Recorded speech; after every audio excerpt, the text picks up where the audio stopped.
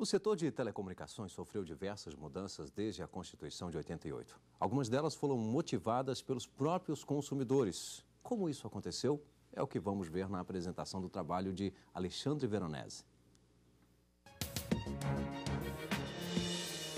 A judicialização das políticas públicas de telecomunicações e as demandas dos consumidores, o impacto da ação judicial. Tese apresentada ao programa de pós-graduação em Sociologia da Universidade do Estado do Rio de Janeiro, como requisito parcial para obtenção do título de doutor em Sociologia.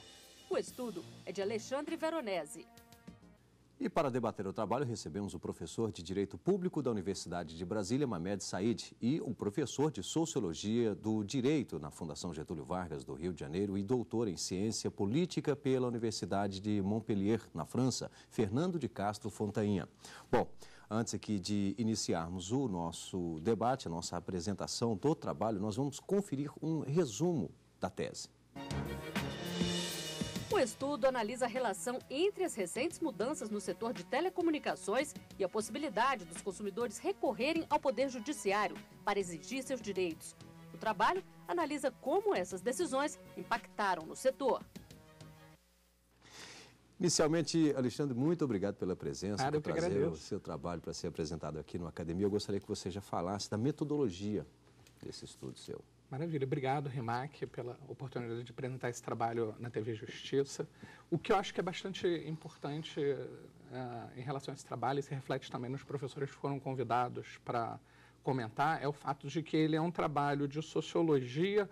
Na verdade, é um trabalho sobre direito administrativo, mas que foi defendido, foi uma pesquisa desenvolvida sob a orientação de um programa de pós-graduação em sociologia, o que faz com que ele tenha uma metodologia bastante peculiar, bastante diferenciada, em relação ao que normalmente se faz na área de direito. Ele é um trabalho que claramente a gente poderia rotular ele como um trabalho multidisciplinar. Então, isso é perceptível na leitura, ou seja, que houve um tratamento diferenciado em relação, não só em relação às fontes utilizadas. Eu utilizo muito entrevistas com atores para demonstrar as percepções acerca das mudanças que estavam ocorrendo. Ele trabalha com um período mais largo, fontes documentais, ou seja, eu utilizei muito a consulta a relatórios e estudos gerenciais para construir esse trabalho, e não fiquei restrito ao que ocorre normalmente na área de direito, que é um trabalho de exegese doutrinária. Então, na verdade, ele é mais do que isso, ele é um trabalho sobre como ocorreu, assim, com uma hipótese estruturante, como ocorreu um conjunto de alterações no setor de telecomunicações a partir das percepções dos atores e das mudanças sociais envolvidas. Quando eu for descrever o trabalho, isso vai ficar bastante perceptível até na própria ordem narrativa dele. Bom, você destacou para a gente 3 obras que ajudaram, inclusive, nessas suas fontes, vamos conferir, então, quais são esses 3 livros que o professor Veronese destacou para a gente. A judicialização da política e das relações sociais no Brasil, Luiz Werneck Viana e outros, editora Revan. Direito e Sociedade, a transição ao sistema jurídico responsivo, Philippe Nonet e Philippe Selznick, editora Revan. Pilhagem, quando o Estado de Direito é ilegal, Hugo Mattei e Laura Neider, editora Martins Fontes. Bom, Veronese, nós vimos aí as 3 obras que você mesmo destacou. Eu queria que você comentasse de que forma cada uma contribuiu para a elaboração do seu estudo. Evidentemente, a primeira obra é o trabalho central, angular para a tese, que é a judicialização das relações sociais, judicialização da política das relações sociais no Brasil, do Luiz Werneck Viana, que foi o meu orientador de tese, e é um cientista social incrível, renomado. Então, esse trabalho é um trabalho referencial a gente pode dizer, ele não foi a primeira obra sobre judicialização da política no Brasil. Só que o trabalho do Werneck, da Maria Alice, do Manuel Palácios, do Marcelo Burgos, né, da equipe que produziu essa pesquisa no antigo IUPERJ, né, ele foi o trabalho de maior impacto, porque ele teve uma dimensão ampla sobre o fenômeno, enquanto o Marcos Faro, na verdade, analisava só na judicialização em relação à economia. O segundo livro é um livro também que é caro ao professor Werneck. Na verdade, ele envidou esforços para que fossem traduzidos, que é esse livro do Nonet e do Selznick, né, e que traz para a gente um conceito de direito responsivo, que é muito importante na tese também, porque mostra, né, a tese trabalha com essa hipótese de que o direito que a gente tem hoje no Brasil, né, ele é um direito diferente. Por que ele é um direito diferente, né, do que a gente tinha antes da Constituição de 88, né? Assim, porque, na verdade, o direito é o que a sociedade determina que o direito seja. Então, se a sociedade, na verdade, tem expectativas, né, se as pessoas, os atores, né, interpretam o direito de uma maneira diversa do que ocorria antes, né, isso faz com que o direito seja diferente. Né? Então, assim, essa tese, né, do Felipe Noret e do Felipe Selznick, né, ela trabalha com essa pressuposição de que, em momentos históricos e sociais diversos, a gente tem, na verdade, o direito em si muda. E o último livro, né, da Laura Nader e do Hugo Mattei, né, ele é um livro que foi recentemente traduzido e ele vai falar sobre isso, como, na verdade, um paradigma de direito pode ter vários sentidos, dentre os quais um de exploração, né, porque a gente pensa, assim, às vezes, no direito como uma coisa emancipadora. Né, eles não, como pode ser conservador e, na verdade, inclusive, defender, né, injustiças, ilegalidades, etc. Vamos falar do estudo? Vamos. Vamos lá. Né, essa é a minha tese de doutorado, né, um trabalho de 6 anos, né, foi uma pesquisa longa, né, ela é baseada, né, como eu mencionei, não só, né, numa exegese doutrinária, mas, né, também e principalmente, na verdade, em fontes documentais e entrevistas. Né. Ela está estruturada em 6 capítulos, né, e, na verdade, a gente pode, né, na narrativa dela, entender ela em 3 blocos, que é uma lógica bastante cara para a sociologia. Né. Você pode imaginar que, na construção desse trabalho, primeiro, né, nos primeiros 3 capítulos, eu exponho quem são os atores desse processo social de judicialização, né, das telecomunicações, enfim, das políticas públicas de telecomunicações. Então, vou falar da privatização e do aparecimento, né, de empresas de telecomunicações, né, que se desvencilham, né, ou são desvencilhadas pelo processo de estatização do Estado, né, o que tornam elas como o que torna essa relação uma relação, em princípio, entre 2 polos privados, né, consumidores por um lado e, do outro lado, empresas, né.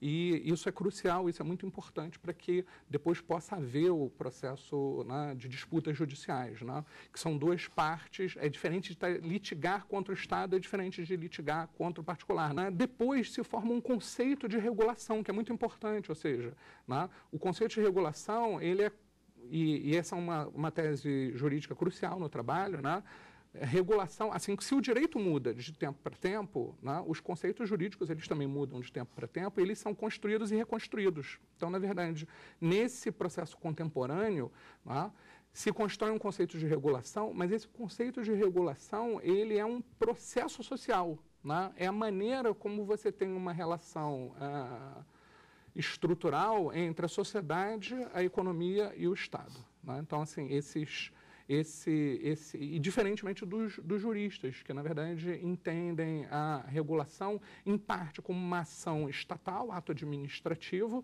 e, em parte, como um novo conceito doutrinário que emerge do conceito de regulamentação, que também, de certa maneira, está ligado à noção do ato administrativo regulamentar. E depois eu falo na Constituição Institucional das Agências Reguladoras no Brasil, que é uma construção também peculiar, que tem que ser arrancada do conceito de autarquia e tem todo um processo. O ponto central nessa discussão jurídica é mostrar, na verdade, que esse debate jurídico está imerso numa discussão maior. Né?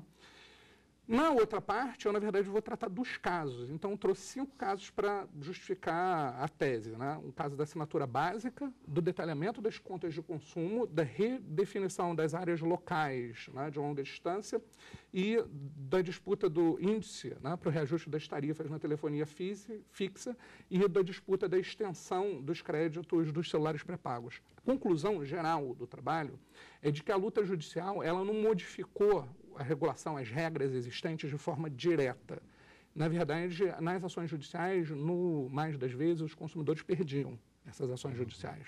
Então, a luta da assinatura básica é bem evidente disso, né? Os consumidores perderam essa insurgência. Ela ocorria de forma dispersa, eventualmente com uma ação coletiva, né? Mas eles perdiam, né? O ponto central é de que as regras elas mudam depois pela ação da agência reguladora com uma responsividade às ondas judiciais. Então, na verdade, há uma mudança no setor de telecomunicações que é capitaneada pela agência, mas não de forma direta pela intervenção do judiciário, mas e sim depois por, na verdade, fazer a agência, o sistema, né, político-administrativo, né, crer que que alguma parte daquela luta que ela tinha sentido que ela estava correta.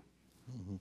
Bem, nós vamos fazer aqui um rápido intervalo e, na sequência, nós estaremos de volta com a Academia, já na fase de debates. Até já.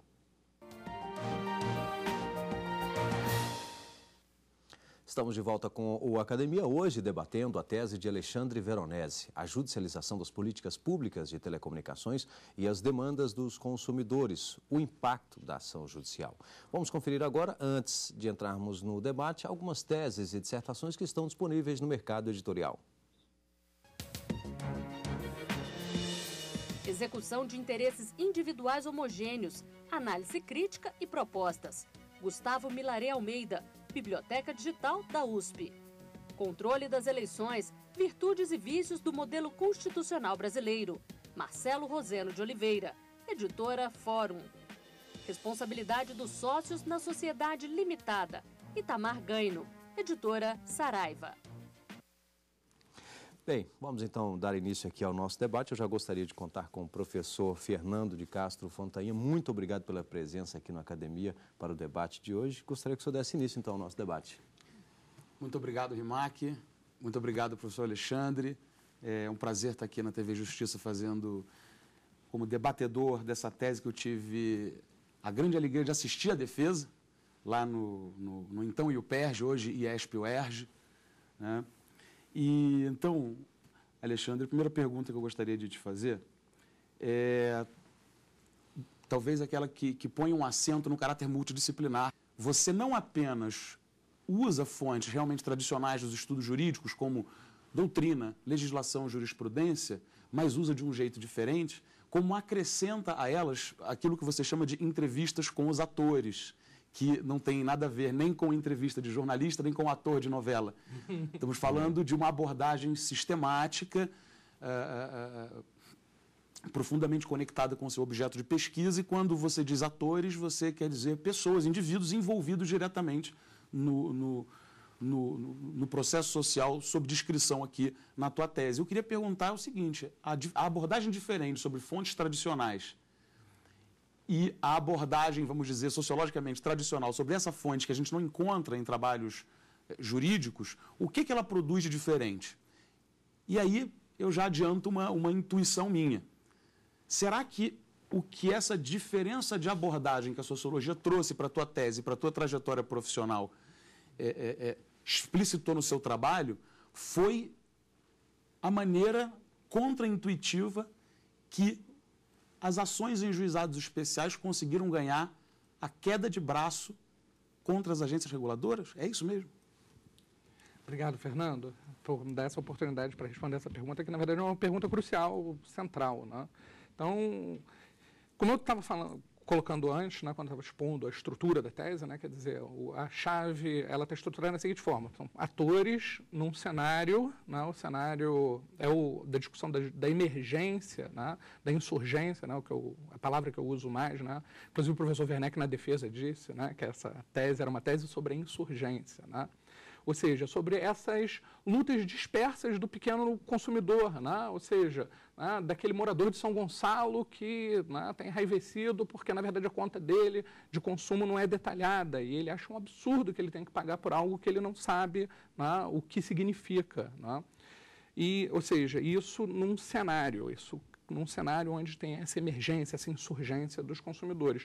E, obviamente, para entender esse processo, a gente precisa entender o quê? As ações sociais, né? Ou seja, entender um processo jurídico, né, parece, na nossa tradição ocidental, é compreender a lei, né, as fontes do direito. Nesse caso, para entender o direito, né, é entender o que as pessoas que estão envolvidas nesses processos, e não são só as autoridades, né, e principalmente não são só as autoridades, né, são os consumidores, são aquelas pessoas, né, que são as partes. As partes são muito expressivas do processo, né? Diferentemente da noção contraintuitiva que a gente vai ter, de que para entender o direito é melhor você ler o acórdão do STF. Por quê? Porque é a maior autoridade. Não é.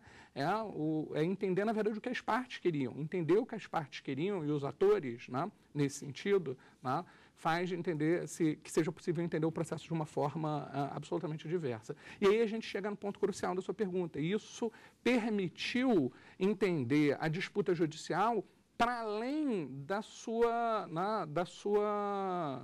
do acórdão, para além da sentença. Ou seja, o quanto aquela disputa judicial ela tem de reflexividade ou de responsividade no sistema jurídico administrativo.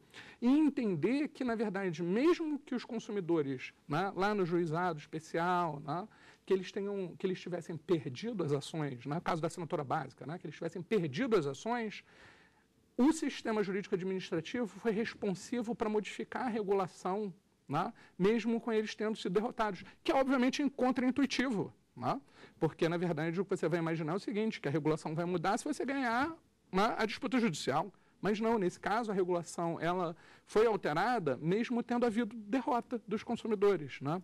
Esse é um ponto central, ou seja, de que a luta judicial, a disputa judicial, ela, na verdade, é parte de um processo de luta mais amplo, né? Então, e com de luta em prol de uma regulação diferente, que, na verdade, a regulação tão somente é o quê? É um processo político-social mais amplo, né? Esse é o ponto-chave e hoje, para terminar, assim, o nosso direito, ele tem esse caráter de responsividade, Então, essa é, digamos assim, uma das conclusões da tese, que a gente tem esse caráter de responsividade no nosso direito e de dinâmica, que é muito interessante, que é diferente do direito anterior, É inegável que o detalhamento da conta foi uma conquista, O professor Mamed, obrigado pela presença. Queria falar também da satisfação de estar aqui e desse trabalho denso que o Alexandre fez. Eu acho que realmente é um trabalho que dialoga com diversas áreas do direito, como foi ressaltado pelo professor Fernando aqui e pelo próprio Veronese. E tem temas aqui que eu acho que são muito caros, particularmente a essa área que eu mais pesquiso, que é o direito administrativo. Eu acho que se nós quisermos compreender como se deu esse processo do Plano Nacional de Desestatização, que começou lá no início da década de 90, o trabalho do Alexandre aí é uma ótima pedida, porque ele analisa a privatização, centrando na questão das telecomunicações, esse conceito de regulação, o exercício do poder regulamentar por parte das agências reguladoras, até onde as agências podem editar essas normas de caráter técnico sem que isso signifique a tal deslegalização, que é um conceito também que vem à baila aqui no trabalho, os dilemas institucionais das agências reguladoras, a forma como elas foram criadas e se inspirando no modelo norte-americano e tal, e o foco central do trabalho, que é a judicialização das políticas públicas, os conflitos de consumo. Então, é um trabalho realmente que eu acho que é muito importante para todos que queiramos compreender essas diversas facetas aí. Há uma questão aqui, Veronese, que eu queria rapidamente que você comentasse, que diz respeito particularmente à questão da autorização na prestação de serviços públicos. Porque o dispositivo geral da Constituição, ele fala que incumbe ao poder público, diretamente ou mediante concessão ou permissão, a prestação dos serviços públicos, entendendo serviços públicos como esses serviços que são destinados realmente à coletividade.